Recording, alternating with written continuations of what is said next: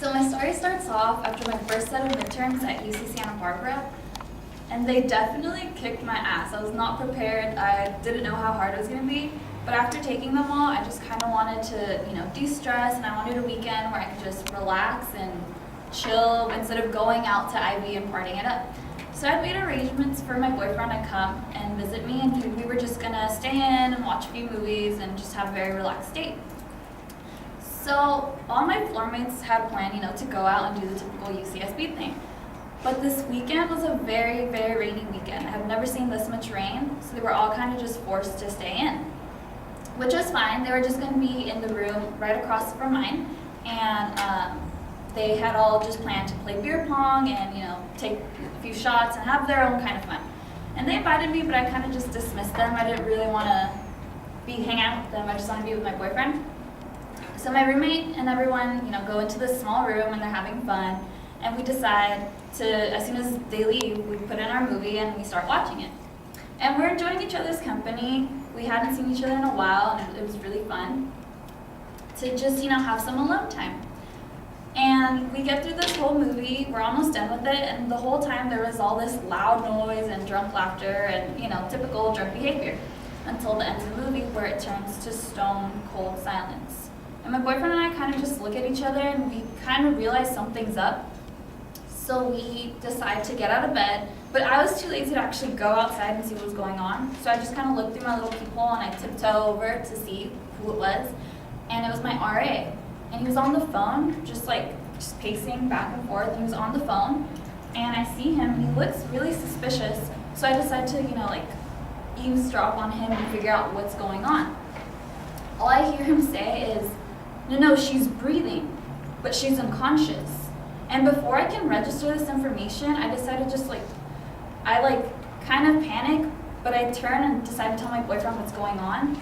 And as I turn, the first thing I set my eyes on is my roommate's bed. And I'm like, oh my God, it could possibly be her. So I don't even tell him, I just slam open the door and I see my roommate just lying there. And she's unconscious, and I'm calling out to her and she doesn't respond. And I'm freaking out. There's no color to her skin, there's nothing. So I asked my RA, what happened? I just need information, I need to be informed, I feel responsible. And he has nothing for me because he just so happened to walk by, he was going to his room and saw her laying there. So I take it upon myself to go to the room where they were all hanging out and all drinking. And I don't even knock, I open the door and I'm like, guys, Maria's unconscious, what the hell is happening?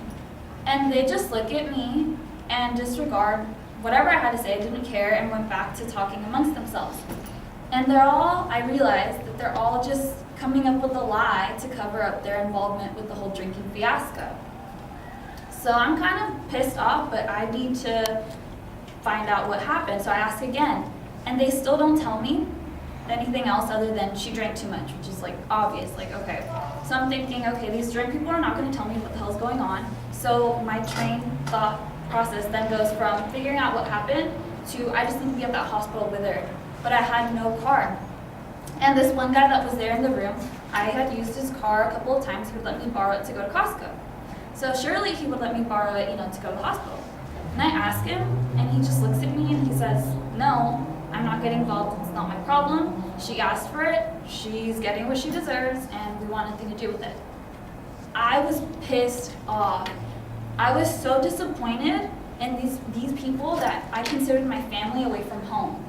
And I didn't know what to do, and I couldn't argue with them, and I just was so overwhelmed with emotion that I just leave that room and go to my room, and I ended up just staying up the whole night, taking the earliest 4 a.m. bus to go to this hospital to be by my roommate's side and bring her back home. And that's what I did. And I brought her home, and she was fine. She didn't learn her lesson, she kept drinking and whatever, but that's very much her business.